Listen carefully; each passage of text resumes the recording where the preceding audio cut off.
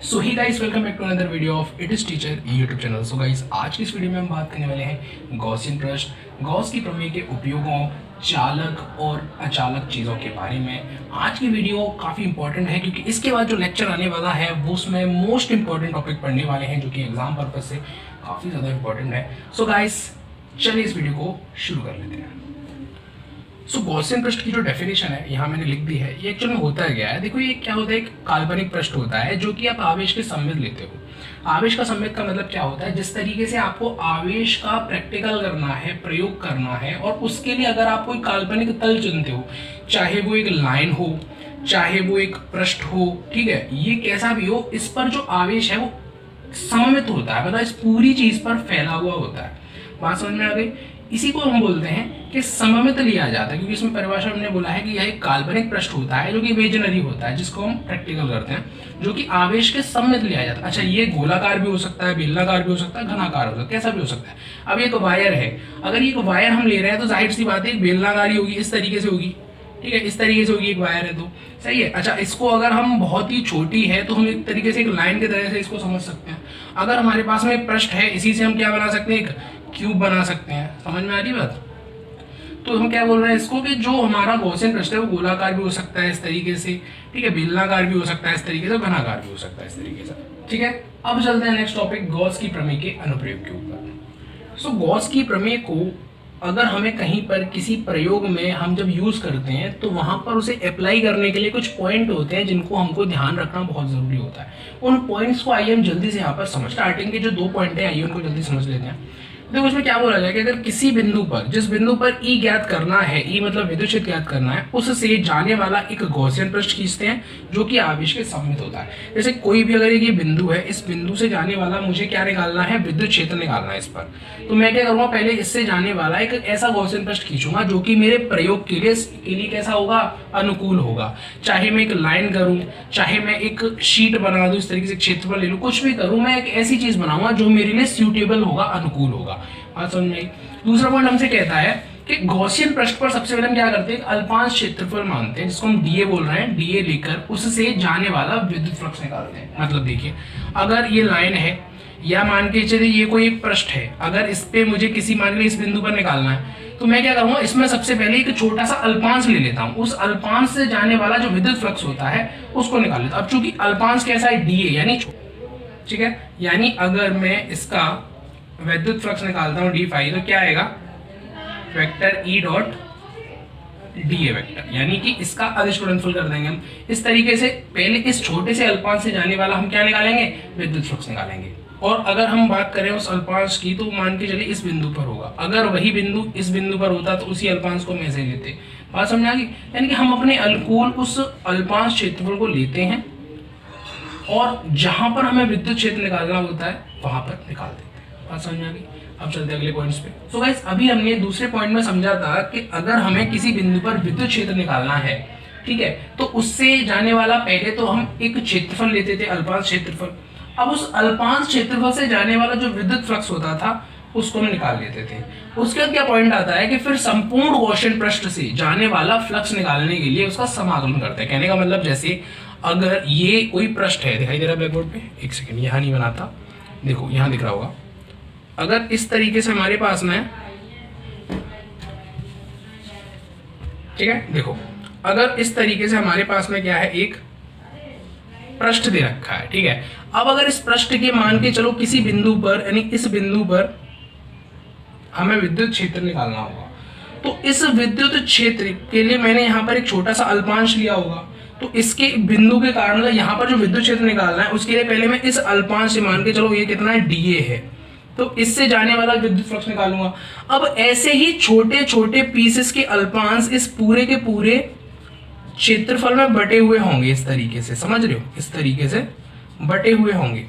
तो इन सभी क्षेत्रफलों को जोड़कर फाइनली ये वाला जो क्षेत्रफल है बाहर वाला, इस पूरे का अगर मुझे विद्युत फ्लक्स निकालना होगा तो जो मैंने इक्वेशन तुम्हें कराई थी, क्या कराई थी, d phi E is equals to vector E dot d A vector, इसका मैं क्या कर दूंगा, समाकलन कर दूंगा। तो मुझे आपको यही पॉइंट अभी आपने लिखा था, तो इसके बाद अगले लाइन में आपको क्या लिखना है, phi E is equals to integration, वो भी कैसा, पृष्ठीय इंटीग्रेशन यानी पृष्ठीय समाकलन vector E dot d A, इसकी वैल्यू हम निकालेंगे। लिखा तो है कि फिर संपूर्ण गॉसियन पृष्ठ से जाने वाला फ्लक्स निकालने के लिए संपूर्ण है, अगर समाकलन कर देते वो अवकलन का मतलब क्या है। देखो अवकलन यानी जब हम किसी के चीज के आगे डी लगा देते हैं, उसका मतलब होता है कि इस बड़े से पात्र में से बड़े सा ये जो क्षेत्रफल है इसमें से कि छोटा सा हमने पीस ले लिया है और इसकी हम बात कर रहे हैं यहाँ पर, यानी इसके फ्लक्स की बात कर रहे हैं। अगर मैं इसी का जैसे मान के चलो ये वैल्यू थी वेक्टर ई डॉट डी ए वेक्टर, यानी ये किसकी वैल्यू थी, इस छोटे से के लिए थी। अगर मैं दोनों तरफ समाकलन कर दूं, इधर समाकलन कर दिया इधर समाकलन कर दिया, तो इस डी से ये समाकलन कैंसिल आउट हो जाता है। सेम वही चीज होता है कि अवकलन से समाकलन कैंसिल आउट हो जाता है, जिस तरीके से माइनस से प्लस कैंसिल आउट होता है, ठीक है। तो यहाँ पर पृष्ठीय समाकलन कर दूंगा, अगर मैं इसको कर दूंगा ना समाकलन लगा दूंगा समाकलन, तो उससे क्या होगा कि इस क्षेत्रफल की बजाय अब ये इस पूरे क्षेत्रफल की बात करेगा। बात समझ आएगी नहीं, इस पूरे क्षेत्रफल के लिए जो विद्युत फ्लक्स निकालना होगा वो हम फिर इस तरीके से निकालते हैं, समझ में। इसीलिए हमने यहाँ पर इसका क्या किया है, समाकलन किया है, वो भी कैसा, पृष्ठीय समाकलन। पृष्ठीय समाकलन क्यों किया है, क्योंकि हम यहाँ पर जो गॉसियन पृष्ठ लेंगे हमको पता है वो कैसा होता है, बंद पृष्ठ होता है। क्यों, क्योंकि गॉस की प्रमेय हमने ये चीज पढ़ रखी थी। अगर आपने अभी तक गॉस की प्रमेय वाला जो लेक्चर है हमारा नहीं देखा है, लास्ट लेक्चर को जरूर देख सकते हो, ठीक है। तो अब देखो अगला जो पॉइंट है वो बोल रहा है कि गॉसियन पृष्ठ के अंदर पहले कुल आवेश ज्ञात करेंगे, यानी यहां तक हमने काम किया, इसको हमने इक्वेशन नंबर 1 मान लिया, ठीक है, 1 मान लिया। अब हम क्या करते हैं कि गॉसियन पृष्ठ यानी जो इमेजिनरी जो काल्पनिक हमने कल बनाया है उसके अंदर कुल आवेश ज्ञात करते हैं। कुल आवेश कितना होगा, सिग्मा क्यू कितना होगा वो हम ज्ञात करेंगे। बात समझ में आ गई, सिग्मा क्यू को। फिर उसके क्या करते हैं, फिर गॉस की प्रमेय से, यानी जो गॉस की प्रमेय हमने कराई थी क्या होती थी कि phi E is equals to q upon epsilon naught, इस प्रमेय से फिर गॉस की प्रमेय से गॉसियन पृष्ठ से होकर जाने वाला विद्युत फ्लक्स ज्ञात कर लेते थे। ये जो विद्युत फ्लक्स हम ज्ञात कर लेते थे उससे हमको जो इक्वेशन मिलती थी हम उसको क्या मान लेते, समीकरण 2 मान लेते, यहाँ पे आगे लिख देंगे। फिर उसे समीकरण 2 मान लेते हैं, ठीक है, इस तरीके से। इसके बाद क्या होता है, जैसे समीकरण 1 हो गया, समीकरण 2 हो गया, अब दोनों ही विद्युत फ्लक्स है तो हम उन दोनों को क्या रख देते हैं, एक दूसरे के समानांतर, मतलब एक दूसरे के बराबर रख देते हैं, जिससे हमको मान निकल के आ जाता है ई का। अगला पॉइंट होता है कि अब समीकरण 1 यानी ये वाला व समीकरण 2 ये वाला को बराबर रखकर ई का मान निकाल लेते हैं, ठीक है, इस तरीके से। आपको कोई भी अगर हमको प्रयोग करना है उसमें जो भी स्टेप्स हम लेंगे इन बिंदुओं के अनुसार ही लेंगे, 1 2 3 4 5 6, ये जो 6 बिंदु मैंने कराए हैं इनके अनुसार ही हम सभी स्टेप्स को फॉलो करेंगे, समझ में आ गया। अब जल्दी से चलते हैं नेक्स्ट टॉपिक की ओर। सो गाइस अगला जो टॉपिक है वो है चालक। चालक यानी कंडक्टर बोलते हैं वैसे इंग्लिश में। कहता है हमसे कि ऐसे पदार्थ जिनमें आवेश का जो प्रवाह है वो सुगमता से होता है। सुगमता का मतलब होता है इजी वे में, यानी आप आसानी से इनका प्रवाह करा सकते हो आवेश का उन पदार्थों में। जैसे कि मान के चलो अगर आपके पास में क्या है, एक तार है, काफ़ी बड़ा लग रहा है, जूम कर दिया है मैंने, वैसे तो बहुत पतला होता है, और आपको पता है इसके अंदर एक वायर होगा इस तरीके से और यहाँ से इस तरीके से निकला होगा, ठीक है। डायोड नहीं है, डायोड मत समझना इसको, ये क्या है, एक तार है। तो इस तार में अगर हम इलेक्ट्रॉन का प्रवाह कराते हैं, आवेश का प्रवाह कराते हैं, तो वो सुगमता से हो जाता है। जैसे हमारे पास में कॉपर का वायर होता है, ठीक है, बहुत सारे तरीके के बाद, जैसे कॉपर है हमारे पास में, अगर हमारे पास में लोहा है उसमें अच्छा बहुत ही प्रवाह हो जाता है।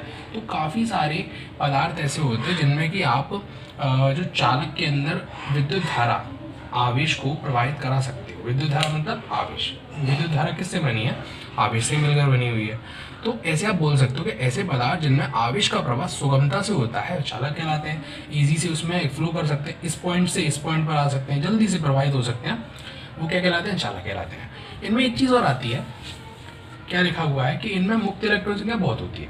मतलब जैसे अगर कोई चालक है उसमें इलेक्ट्रॉन्स पहले से उपस्थित होते हैं, ऐसा नहीं होता है। देखो ये डाउट अगर आपका है कि अगर ये आपके पास में कोई वायर है, लेट सपोज मानते हैं हम कि हमारे पास में एक वायर है ये, तो इसका मतलब ऐसा नहीं कि यहाँ से कोई आवेश जो है वो अंदर जाएगा। जैसे हमारे पास पानी का पाइप होता है कोई, और पानी के पाइप में हम लोग क्या करते हैं, यहाँ से पानी जाता है इस तरीके से, क्रॉस सेक्शन देख लो इसका, मतलब यहाँ से क्या पाइप है और यहाँ से थोड़ा कांच का पाइप है, ऐसा समझ लो। तो ये पानी है, समझ लेना, पानी तो नहीं है, लाइन्स हैं पर ये पानी की तरह समझ रहे हैं। तो ये पानी है, हम बोल रहे हैं कि यहाँ से जा रहा है और यहाँ से जो है इस तरीके से निकल रहा है, ठीक है। तो ये कॉन्सेप्ट यहाँ पे नहीं लगेगा, ये एक अलग चीज़ है, ये एक अलग चीज़ है, समझे। पानी वाला कॉन्सेप्ट यहाँ नहीं लगेगा। यहाँ क्या होता है, पहले से ही इलेक्ट्रॉन्स इस तरीके से उपस्थित होते हैं, देख रहा है ना, इस तरीके से उपस्थित होते हैं। तो यहाँ से जब हम आवेश प्रवाहित कराते हैं तो वो आवेश इन सभी से टच करता हुआ क्या करता है, इस तरीके से टच करते करते आगे की तरफ यहाँ पर हमको मिल जाता है। समझ में आ गई बात। मतलब जैसे हम बोलते हैं ना, हमने पढ़ा होगा, एक चीज़ पढ़ी होगी, ध्वनि यानी आवाज़। ध्वनि किस माध्यम में चलती है, मैकेनिकल मीडियम में। यानी कि अगर कोई यांत्रिक माध्यम है, ठीक है, दोबारा लिखता हूँ यहाँ पे, अगर कोई यांत्रिक माध्यम है उसमें ही तो ध्वनि सुनाई देती है हमको। क्यों? क्योंकि जैसे मान के चलो इस तरीके से एनवायरनमेंट में पार्टिकल्स हैं, तो ये वाला पार्टिकल्स बगल वाले से कुछ कहेगा, ये वाला पार्टिकल्स इस बगल वाले पार्टिकल से कुछ कहेगा, ये वाला पार्टिकल इससे कुछ कहेगा पार्टिकल से, ये पार्टिकल इससे कुछ कहेगा पार्टिकल से। तो ये सभी पार्टिकल्स हैं, ये जो कण है एक दूसरे से कुछ ना कुछ कहते हैं। इस तरीके से ये जो चीज़ है वो आगे बढ़ती जाती है। वही चीज़ होती है कि जब आवेश को हम इस तरीके से प्रवाहित कराते हैं तो इसके अंदर आवेश, मतलब जहाँ से ये लाइन शुरू हो रही है यहाँ से लेके यहाँ तक आवेश यानी मुक्त इलेक्ट्रॉन इसमें पहले से उपस्थित होता है। तो ये जो आवेश के रूप में हम इलेक्ट्रॉन इसको देते हैं तो वो इलेक्ट्रॉन इन इलेक्ट्रॉनों से टकराते हैं और टकराने के बाद में एक दूसरे को बगल से बगल ट्रांसफ़र करते हैं। ऐसे इमेजिन करो कि आप लोग क्लासरूम में बैठे हुए हो और आपको क्या दे दिया जाए, बगल में एक पानी की बोतल दे दी जाए और बोला जाए सब लोग पीते जाओ और अपने जो बगल में बैठा है पर्सन उसको देते जाओ, ट्रांसफ़र करते जाओ। तो आपने एक घूंट पिया, बगल वाले ने एक घूंट पिया, उसने उसके बगल वाले ने एक घूंट पिया, उसके बगल वाले ने एक घूंट पिया। तो जो भी साइड में बैठा हुआ है आप पानी पी के उसको देते जाओगे। वही चीज़ यहाँ होता है कि आवेश आएगा बाहर से और वो इससे टकराएगा, पहले ये इसके आगे वाले से टकराएगा, इसके आगे वाले से टकराएगा, इसके आगे वाले से टकराएगा, इस तरह से टकराते टकराते दूसरे सिरे पर आते हैं और आवेश हमको उस तरीके से मिल जाते हैं। इस सिरे से इस सिरे तक मिल जाता है। ये जो इलेक्ट्रॉन आते हैं यहाँ टकराते हैं, यहाँ पर हमको मिल जाता है। वही चीज़ हमने बोली है कि इनमें जो मुक्त इलेक्ट्रॉन की संख्या है वो बहुत ज़्यादा होती है, बहुत अधिक होती है। इसलिए जब चालकों को हम आवेश देते हैं तो वो उनकी सतह पर एक समान रूप से वितरित हो जाता है। यानी जो आवेश होता है ना वो एक समान रूप से वितरित होता है। ऐसा नहीं होता कि इस जगह पर ज़्यादा है, यहाँ पर कम है, यहाँ बहुत ज़्यादा है, ठीक है, यहाँ पे कुछ है ही नहीं, सब जगह पर एक समान रूप से वो वितरित होता है। ठीक है, एक समान रूप से बिल्कुल वितरित होगा। आप किसी पॉइंट पे चेक करोगे एक समान रूप से वितरित। अब चलते हैं अगले पॉइंट की तरफ। सो अगला जो पॉइंट है वो है अचालक या कुचालक। तो ये क्या होते हैं कि इनमें आवेश का जो प्रवाह है वो तो होता ही नहीं है, वो नहीं होता है, तथा इनमें जो मुक्त इलेक्ट्रॉन्स, जो इलेक्ट्रॉनों की संख्या होती है बहुत ही कम मात्रा में होती है, तभी इनमें जो प्रवाह है वो होता ही नहीं है। मतलब ऐसे समझ लो इलेक्ट्रॉनों की संख्या होती ही नहीं है, और होती भी है तो बहुत कम संख्या में होती है, जैसे 1 2। आप ये समझ लो कि अगर आपके पास में कोई वायर है इस तरीके से, अब ऐसा मान के चलो इस वायर की जो एक्चुअल में लंबाई है वो इतनी ही है, कितनी होगी, ज़्यादा 5 सेंटीमीटर का होगा ये। तो 5 सेंटीमीटर की इस तार में इलेक्ट्रॉनों की संख्या इतनी होती है कि आप अंदाज़ा नहीं लगा सकते। बहुत ज़्यादा इलेक्ट्रॉन्स होते हैं और इतने ज़्यादा छोटे छोटे होते हैं कि उनका हमको अंदाज़ा ही नहीं है। समझ में आ रही है बात? बहुत ज़्यादा छोटे। ये तो जो आपको इसकी टिप दिख रही है ना, ये जो मैं मार्कर इस पर लगा रहा हूँ, इससे भी लाखों गुना बहुत ज़्यादा छोटा होता है, बहुत ज़्यादा छोटा होता है। ठीक है, तो इसका मतलब क्या है कि अगर कोई ऐसी चीज़ है, इस तरीके का वस्तु जिसमें कि 1 इलेक्ट्रॉन या 4 इलेक्ट्रॉन ऐसे हैं, तो इतने छोटे होंगे कि आप उनको मेजरमेंट ही नहीं कर सकते। इतने छोटे होंगे कि वो कोई प्रभाव भी उत्पन्न नहीं करेंगे। इसीलिए हम क्या बोलते हैं, कुचालकों में जो इलेक्ट्रॉनों की संख्या होती है बहुत कम होती है या इनमें होती नहीं है। इसीलिए इनमें जो प्रवाह होता है धारा का या आवेश का होता ही नहीं है। अच्छा, इनको हम जो आवेश देते हैं ना वो इनके आयतन में एक समान रूप से वितरित होता है। ठीक है, तो अभी हमने जो समझा था, जैसे वायर हमने अभी समझा था, वो समझा था किसी भी करंट या जो एक चालक पदार्थ होता है उसके रूप में, कि इलेक्ट्रॉन्स जो हैं वो इसके अंदर इस तरीके से उपस्थित होते हैं। ठीक है, अब अगर हम बात करें चालक कुचालकों की, तो देखो आपके पास में मान के चलो इस तरीके से खोखला चालक है। कैसा है? पूरी तरह से खोखला है, चालक है लेकिन खोखला है भाई साहब। अब चूंकि तुम समझ रहे होंगे अगर ये खोखला है तो इसके अंदर तो कुछ है ही नहीं। मान के चलो कि इसकी जो त्रिज्या है वो कितनी है? आर है, कैपिटल आर है, इसका सेंटर पॉइंट हो गया। ठीक है, अब देखो अगर आप इसको प्लस क्यू आवेश दोगे, प्लस क्यू आवेश दोगे तो वो इसके क्षेत्रफल पर, जो बाहर का क्षेत्रफल है उस पर एक समान रूप से वितरित हो जाएगा। इस तरीके से पूरे पे वितरित हो जाएगा। ठीक है, ये कैसा है? खोखला है। लिख देता हूँ यहाँ पे, खोखला चालक, या आप इसको अचालक भी बोल सकते हैं। अचालक, अगर खोखला चालक है या अचालक है, दोनों ही केस में एक ही बात होगी। ठीक है, अच्छा अब यहाँ पर जो आवेश होगा वो इसके क्षेत्रफल में बटा हुआ है, देख लिया हमने। अगर अगले फिगर की बात करें तो एक ऐसा हमारे पास में ठोस चालक है, ठोस चालक है। अब इस ठोस चालक को यदि मान के चलो इसकी त्रिज्या कितनी है? आर है। ठीक है, तो हमने बोला था कि किसी भी चालक के अंदर विद्युत क्षेत्र 0 होता है, क्योंकि जो विद्युत बल रेखा होती है किसी बंद जो बंद पात्र है, बंद लूप होता है उसके अंदर से होकर नहीं जाते। यानी यहाँ पर जो आवेश है वो 0 होगा, उस वजह से जो विद्युत क्षेत्र है वो भी 0 होगा। ठीक है, और अगर आप इसको प्लस क्यू आवेश दे देते हो तो वो कैसे वितरित हो जाएगा? एक समान रूप से ऐसे वितरित हो जाएगा। अब देखो एक सब प्लस क्यू आवेश का मतलब ये नहीं है कि जितनी जगह पर प्लस बना हुआ है वो सब प्लस क्यू आवेश, यानी ये प्लस क्यू नहीं, प्लस क्यू नहीं, ऐसा नहीं। मतलब क्या है कि ये जो प्लस क्यू है ना, जैसे मान के चलो 100 है, 1000 लिख दिया मैंने, ये 100 है और इस तरीके से एक पात्र है। अब मैं बोलूँ कि ये एक समान रूप से यहाँ पर वितरित है 10 बिंदुओं में, यानी 1 2 3 4 5 6 7 8 9 और 10 बिंदुओं में वितरित है।